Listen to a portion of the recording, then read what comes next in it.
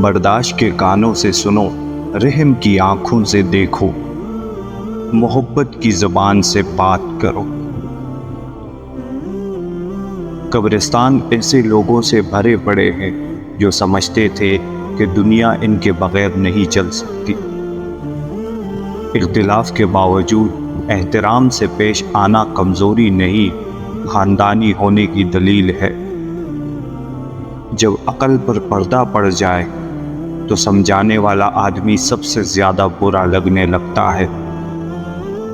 عقل کو خواہش پر فضیلت حاصل ہے، کیونکہ عقل زمانے کو تمہارے ہاتھوں میں دے دیتی ہے، جبکہ خواہش تمہیں زمانے کا غلام بنا دیتی ہے۔ ہر معذرت کرنے والا نہ خطاوار ہوتا ہے اور نہ کمزور۔ یہ صفت تو وفادار لوگوں میں پائی جاتی ہے۔ کسی کی بدتمیزی سے مت گھبرائیں، وہ بس اپنا تعارف کرواتے ہیں۔ سمجھداری اسی میں ہے کہ آپ انہیں پہچان کے آگے چل دیں۔ خاموش رہو، صرف خدا ہی تمہارے دل کا بوجھ ہلکا کر سکتا ہے۔ غلام قوم کے معیار بھی عجیب ہوتے ہیں۔ شریف کو بیوقوف، مکار کو چالاک، قاتل کو بہادر اور مالدار کو بڑا آدمی سمجھتے ہیں۔ ضروری نہیں کہ جو شخص آپ کو نصیحت کر رہا ہے وہ اپنی ذات میں بالکل مکمل ہے۔ وہ تو آپ کو بس اتنا کچھ دینے کی کوشش کر رہا ہے جس سے آپ مکمل ہو جائیں۔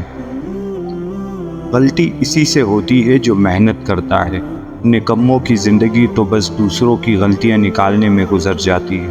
1000 قابل انسان مر جانے سے اتنا نقصان نہیں ہوتا جتنا ایک احمق کے صاحب اختیار ہو جانے سے ہو جاتا ہے۔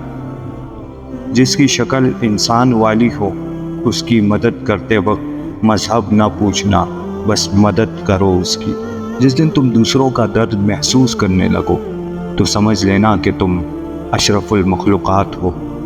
کچھ لوگ اپنی اکڑ اور بد زبانی کی وجہ سے قیمتی رشتے کھو دیتے ہیں۔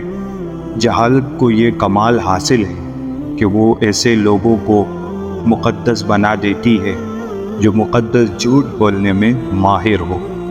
عزت کمانا چاہتے ہو تو جتنا تمہارے پاس ہے اس سے کم دکھاوا کرو، اور جتنا علم رکھتے ہو اتنا کم بولو۔ تم صرف خامیاں ہی دیکھتے ہو، اچھائیوں پر تمہاری نگاہ کبھی نہیں پڑتی۔ انسان کی خوبی کو پہچانو تو بیان کرو، اور اگر کسی کی کمی مل جائے تو یہاں تمہاری خوبی کا امتحان ہے۔